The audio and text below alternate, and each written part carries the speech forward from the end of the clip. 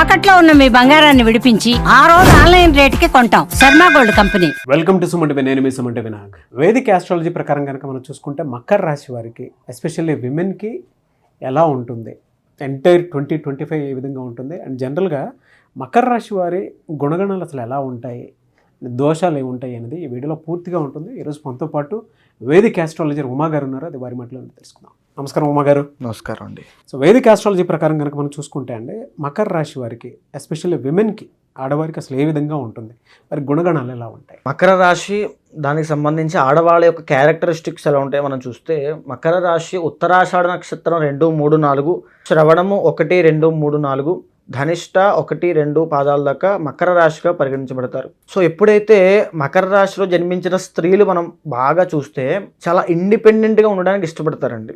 ఎందుకంటే ruled by Saturn, అంటే చిన్న వయసు నుంచే వాళ్ళకు ఒక రకమైనటువంటి ఇండిపెండెన్స్ కావాలి, నేనంటూ ఎదగాలి, లేకపోతే నేను ఇండివిజువల్గా బ్రతకాలి, నాకంటూ ఒక ఐడెంటిటీ కావాలి అనేటువంటి ఆలోచనలు, ఆ థాట్ ప్రాసెస్ అనేది చాలా ఎక్కువ ఉంటుంది. ఆ దిశలోనే పరిగెడతారు కూడా. ఎవరి మాట వినరండి, చాలా మొండి మకర రాశి వాళ్ళు. అంటే నాకు అది కావాలంటే అది కావాలి, నేను ఆ స్థాయిలో ఉండాలి, అలా ఉండాలి.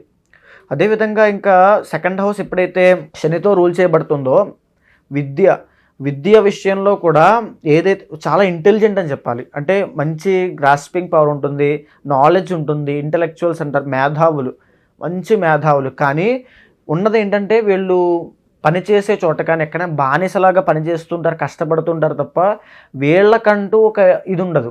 సో అంటే నేను ఓవరాల్గా చెప్తే, ఫర్ సపోజ్ వాళ్ళ తత్వం ఎలా ఉంటుందంటే, నేను ఇంట్లో ఉండను, నేను హోమ్ మేకర్గా ఉండను, హౌస్ వైఫ్గా ఉండను, నేను ఎక్కడికి వెళ్ళి జాబ్ చేస్తా, అంతవరకు ఓకే.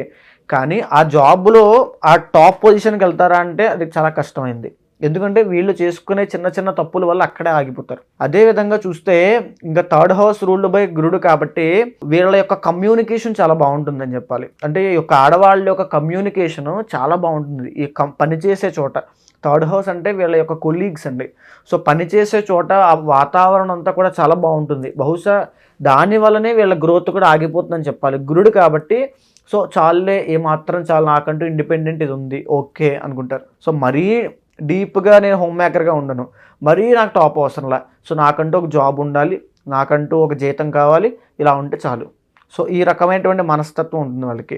అదేవిధంగా ఇంకా చూస్తే fourth house ruled by Mars కాబట్టి వీళ్ళకి ఆ వాహనాలు, వాహన సౌఖ్యము, వీటి సంబంధించి అన్నీ కూడా చాలా కలిసి వస్తాయండి. అంటే వీళ్ళకి పెద్ద కష్టపడకుండానే గృహయోగము, తర్వాత ఏదైనా భూమికి రావడము, ఇలాంటివన్నీ వంశపారంపర్యంగా రావడం, ఇవన్నీ చాలా ఎక్కువ వస్తాయి. సో మకర రాశి వాళ్ళకి, స్త్రీలకి. అదేవిధంగా చెప్పాలంటే వీళ్ళకి పెళ్ళి విషయంలో చూసుకుంటే కనుక బంధువులు, దగ్గర వాళ్ళు, బావ, లేకపోతే మేనరికము, చుట్టరికము, దూరపు చుట్టాలు, వీళ్ళకి సంబంధించిన వాతావరణం నుంచి పెళ్ళి అవ్వడము, లేదా పెళ్ళైన తర్వాత కూడా అంత కలిసి ఉండడం కూడా జరుగుతుంది. కానీ వీళ్ళ మనస్తత్వం మాత్రం, అంటే ఎంత పెళ్ళైనప్పటికీ కూడా ఆ రకమైన ఆర్టిఫిషియల్ మెకానికల్ ఫీలింగ్ అనేది కనబడుతూనే ఉంటుందండి. లగ్నంలో శని కాబట్టి వీళ్ళ అనుకున్నదే వాళ్ళు చేయాలనుకుంటారు. సో అందులోనూ ఇక్కడ ఈ మకర రాశిలో శ్రవణ నక్షత్రం ఉంటుంది. సో శ్రవణ నక్షత్రానికి అధిపతి చంద్రుడు. సో ఎప్పుడైతే ఈ చంద్రుడు శని యొక్క కాంబినేషన్ ఉంటుందో, ఈ శ్రవణ నక్షత్రం వాళ్ళు టూ ఎమోషనల్ అండి, చాలా సెన్సిటివ్ పర్సనాలిటీస్. ఈ మకర రాశిలో ఓన్లీ శ్రవణ నక్షత్రం వాళ్ళు ఏంటంటే బయటికి చెప్పుకోలేరు, ఇంట్రోవర్ట్ మైండెడ్, ఎమోషనల్, సెన్సిటివ్, లోపల చాలా ఏడ్చేసి ఇబ్బంది పడిపోయి వాళ్ళ లోపల అన్ని దాచేసుకొని చాలా ఇబ్బంది పడిపోతుంటారు ఈ మకర రాశిలో ఉండేటువంటి శ్రవణ నక్షత్రం వాళ్ళు. అదేవిధంగా వీళ్ళు వచ్చిన కోపాన్ని కూడా చాలా చాలా తెలివిగా ఆర్గనైజ్ చేసి పని మీద పెడతారండి. సో మకర రాశి వాళ్ళ కోపం కూడా చాలా డేంజరస్ అని చెప్పాలి.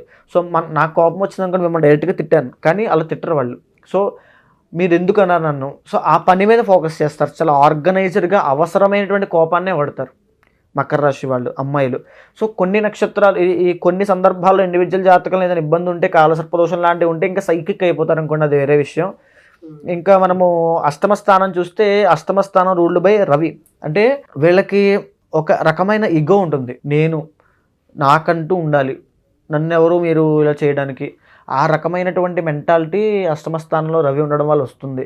అదేవిధంగా ఫాదర్కి వీళ్ళకి ఏదైనా రిలేషన్ దెబ్బతింటం కానీ, అంటే అందరికీ నేను చెప్తాను, ఇది ఒరిజినల్ బ్లూ ప్రింట్ కాబట్టి మకర రాశి వాళ్ళకి, స్త్రీలకి చిన్న వయసులోనే ఫాదర్ నుంచి ఒక వ్యతిరేక ఫలితాలు, ఫాదర్కి ఆరోగ్యం బాగోకపోవడము, లేకపోతే ఫాదర్కి సంబంధించి ఏదైనా ఇబ్బంది జరగడము. సో ఇబ్బంది అంటే మీకు అర్థమైంది కదా.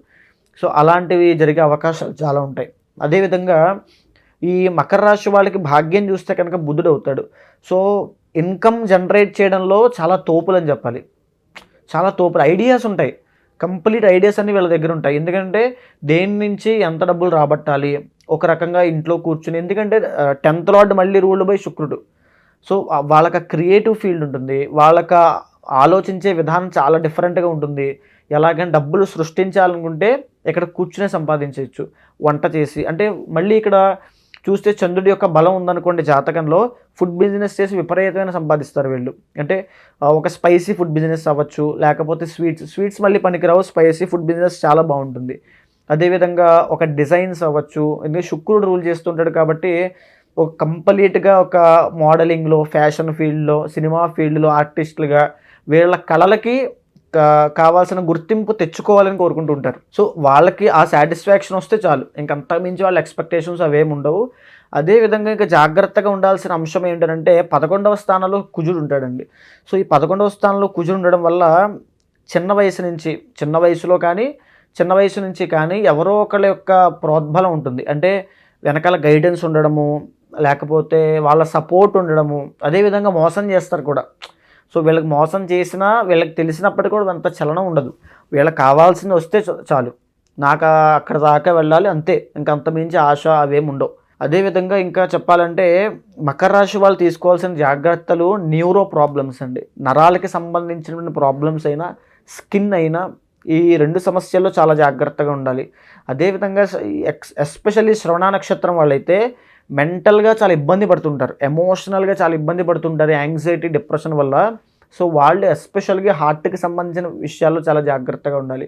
లేదా ఎప్పుడైతే ఈ చంద్రుడు ఈ సప్తమాధిపతి అవుతూ ఉంటాడో మకర రాశి వాళ్ళకి రెస్పిరేటరీ ప్రాబ్లమ్స్ అవ్వచ్చు, డైజెస్టివ్ ప్రాబ్లమ్స్ అవ్వచ్చు, వీటికి సంబంధించిన విషయాల్లో చాలా జాగ్రత్తగా ఉండాలి. సో మకర రాశి వాళ్ళు. సో ఇంకా చెప్పాలంటే 2025 ఇప్పుడు రాబోతోంది. వీళ్ళకి 2025వ సంవత్సరంలో యాక్చువల్గా ఇప్పటిదాకా పడినటువంటి కష్టాలన్నిటికీ కూడా ఉపశమనం కలగబోతుందని చెప్పాలి నాగరాజు గారు. ఎందుకంటే మకర రాశి వాళ్ళు గత 7 సంవత్సరాలుగా ఏలినాటి శనితో బాధపడుతున్నారు. ఇప్పుడు మార్చి 30 దగ్గర నుంచి వీళ్ళకి విముక్తి.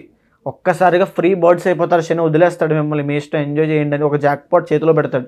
ఇప్పటిదాకా పడిన కష్టానికి, వివాహం కాని వాళ్ళకి వివాహం అయిపోతుంది, సంతానం లేని వాళ్ళకి సంతానం కలుగుతుంది, కుటుంబంలో గొడవలు అవుతున్న వాళ్ళకి అవన్నీ సాల్వ్ అయిపోతాయి, కోర్టు కేసులు ఉన్న వాళ్ళకి అవన్నీ సాల్వ్ అవుతాయి. అదేవిధంగా ఇంకా చెప్పాలంటే ఎవరైతే జీవితంలో ఎదగాలి, కెరీర్ పరంగా కష్టపడుతుంటారో వాళ్ళకి కూడా వాళ్ళు కోరుకున్న కెరీర్ ఈ మార్చి 30 తర్వాత వస్తుంది. సో ఇంకా మే 18వ తారీఖు తర్వాత మీకు రాహు మేనం నుంచి కుంభానికి వస్తున్నాడు. సో 2nd హౌస్లో రాహు వస్తాడు కాబట్టి మాట్లాడేటువంటి మాట విషయంలో చాలా జాగ్రత్తగా ఉండాలి. ఎస్పెషల్లీ ఈ 2025 మే తర్వాత అండి, మాట వల్ల గొడవలు అవ్వచ్చు, మాట ఇవ్వడం వల్ల డబ్బులు నష్టపోవచ్చు, ధనయోగం పట్టేటువంటి అవకాశాలు చాలా ఉన్నాయండి. విపరీతమైన ధనయోగం పడుతుంది వీళ్ళకి. అదేవిధంగా ఎప్పుడైతే గురుడు ఈ యొక్క మిథునంలోకి ఎంటర్ అవుతాడు మే 15 తర్వాత, మకరం, కుంభం, మీనం, మేషం, వృషభం, మిథునం 6వ స్థానంలో గురుడు వెళ్ళిన తర్వాత ఆర్థికపరమైనటువంటి ఇబ్బందులు ఉంటాయి. అంటే కొత్తగా అప్పులు చేయడము, కొత్తగా డబ్బులు లాస్ అవ్వడము, ఏదైనా ఒక వస్తువు కొనడానికి డబ్బులు బాగా అప్పు తీసుకోవడం, లోన్స్ తీసుకోవడము, ఈఎంఐస్ కట్టలేక చాలా ఇబ్బంది పడ్డము. సో అగైన్ ఇక్కడ 2nd హౌస్లో రాహు, ఇక్కడ 6th హౌస్లో గురుడు అండి. సో దీనివల్ల ఏంటంటే ఏదైనా వస్తువులు కొనడానికి, ఏదైనా కొత్త జీవితాన్ని స్టార్ట్ చేయడానికి, ఓహో ఇది కొందాము, ఒక ఇల్లు కొందాము, దానికోసం అప్పు తీసుకుంటారు సర్టెన్ అమౌంట్, దానికోసం కష్టపడుతూ ఉంటారు. సో ఇచ్చేటువంటి ప్రికాషన్ ఏంటంటే ఆర్థికంగా ఫైనాన్షియల్ మేనేజ్మెంట్ అనేది చాలా జాగ్రత్తగా చూసుకోండి. మీకు శని దోషం వెళ్ళిపోతుంది కాబట్టి ఈ గురుడు మారిన తర్వాత ఎస్పెషల్గా చాలా బాగుంటుంది. ఇంకా తరువాత ఈ రాహు వస్తున్నాడు కాబట్టి ధనయోగం సిద్ధించే అవకాశాలు చాలా ఉంటాయి. సో మీరు చేయాల్సిందల్లా ఏమిటంటే చండీ హోమం చేయండి. ఎందుకంటే రాహు ధనస్థానంలో ఉన్నాడు కాబట్టి చండీ హోమం కానీ, సుదర్శన హోమం కానీ చేస్తే విపరీతమైన ధనయోగం సిద్ధిస్తుంది. అదేవిధంగా శని దోషం పోతుంది కాబట్టి ఇంకంత మేజర్ ఇబ్బందులు ఏమి ఉండవు. సో ఆరోగ్యపరంగా కూడా ఇప్పటి మంత్స్ ఎలా ఉంటాయండి అంటే జనరల్గా? సో మిగతా మంత్స్ వచ్చేసి అక్టోబర్ తర్వాత అండి. అక్టోబర్ తర్వాత 7th లోకి గురుడు వెళ్ళబోతున్నాడు వీళ్ళకి. 7th లో గురుడు వెళ్ళాక వైవాహిక జీవితం చాలా బాగుంటుంది. వీళ్ళ వల్ల వీళ్ళ యొక్క స్పౌస్కి అంటే భర్తకి లేదా భార్యకి, ఇప్పుడు మనం మాట్లాడుకునేది ఉమెన్ కాబట్టి భర్తకి చాలా కలిసి వస్తుంది, లేదా భర్త వల్ల వీళ్ళకి చాలా కలిసి వస్తుంది. ఒక రకమైన డబ్బు అవ్వచ్చు, సపోర్ట్ అవ్వచ్చు, ఎనర్జీ అవ్వచ్చు, అప్పటిదాకా లేని ప్రేమ, అభిమానాలన్నీ కూడా ఒక్కసారి కలిసిపోవచ్చు. సో తర్వాత బిజినెస్లో విపరీతమైన గ్రోత్ వస్తుంది అక్టోబర్ తర్వాత. సో అక్టోబర్ వరకు కూడా ఫైనాన్షియల్గా కాస్త స్ట్రగ్లింగ్ పీరియడ్లో ఉంటారు. ఓకే, దోషాలు ఏముంటాయండి వీళ్ళకి? సో దోషాలంటే మేజర్గా ఈ గురుడు బాగాలేకపోవడం ఇవి ఉంటాయి. కానీ ఇండివిజువల్ జాతకంలో కనుక వీళ్ళకి చంద్రుడు బాగా లేదనుకోండి, మకర రాశి వాళ్ళకి చంద్రుడు బాగాలేకపోతే మ్యారీడ్ లైఫ్లో చాలా ఇబ్బందులు చూస్తారు. అదేవిధంగా బిజినెస్లో లాసులు చూస్తారు. మెంటల్ స్ట్రెస్ అండి, అన్నిటికంటే మకర రాశి వాళ్ళకి మెంటల్ స్ట్రెస్ కూడా. సో ఈ రకమైనటువంటి ఎమోషనల్ ఇంట్రోవర్ట్ మైండెడ్ కాబట్టి ఉదాహరణకి శ్రవణ నక్షత్రం వాళ్ళు చంద్రుడికి సంబంధించిన పూజలు చేసిన, శివారాధన ఎక్కువగా చేసిన, వెంకటేశ్వర స్వామిని ఏదో ఒక దైవారాధన ఎక్కువగా చేస్తుంటే ఆ స్పిరిచువల్ ఎనర్జీ వల్ల దాని నుంచి బయటకు వస్తారు. వీళ్ళకి ఏ వారం ఎక్కువ కలిసి వచ్చే అవకాశం ఉంటుందన్న? శనివారం ఎస్పెషల్గా చాలా బాగుంటుందండి. శనివారం మీరు వీళ్ళు ఏం చేసినా, అండ్ మోరోవర్ వీళ్ళకి రూల్డ్ బై శని కూడా కాబట్టి వాహనాలు కొత్తవి ఏమైనా కొనుక్కున్నా శనివారము. సో తారాబలం అన్నీ చూసుకున్న తర్వాత, లగ్నం అన్నీ చూసిన తర్వాత శనివారం ఏమి కొన్నా వీళ్ళకి ఎక్సలెంట్గా ఉంటుంది. థ్యాంక్ యూ అండి, థ్యాంక్ యూ సో మచ్ అమ్మగారు. నమస్తే అండి. మీ దగ్గర జాతక చక్రం ప్రకారం వాళ్ళకు ఉండేటువంటి ప్రాబ్లమ్స్ ఏవైతే ఉన్నాయో, ఎస్పెషల్లీ 2025లో ఏదైనా సరే వీడియో చూసిన తర్వాత అయినా సరే జాతక చక్రం ప్రకారం ముందుగానే గ్రహించి ఏం దోషం ఉందో కనుక్కొని ముందుకు వెళ్ళాలి అనుకున్నటువంటి వాళ్ళు ఉంటారు. రెమెడీస్ కోసం, పూజల కోసం అయినా సరే, హోమాల కోసం అయినా సరే మిమ్మల్ని అప్రోచ్ అవుదాం అనుకుంటారు.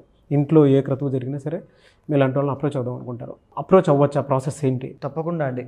ఎందుకనంటే ఈ జరిగినటువంటి రోజుల్లో కూడా ఎంతోమందికి రీసెంట్గా కూడా మనం పూజలు చేసి ఎన్నో మార్పులు తీసుకురావడం జరిగింది సుమన్ టీవీ ద్వారా ఆధ్వర్యంలో. కాబట్టి ఎవరైనా సరే కన్సల్ట్ అవ్వచ్చండి. తప్పకుండా కన్సల్ట్ అయితే ఇండివిజువల్ జాతకం చూసిన తర్వాతనే ఏం చెయ్యాలి ఏంటంటే నిర్ణయించి చెప్తాను.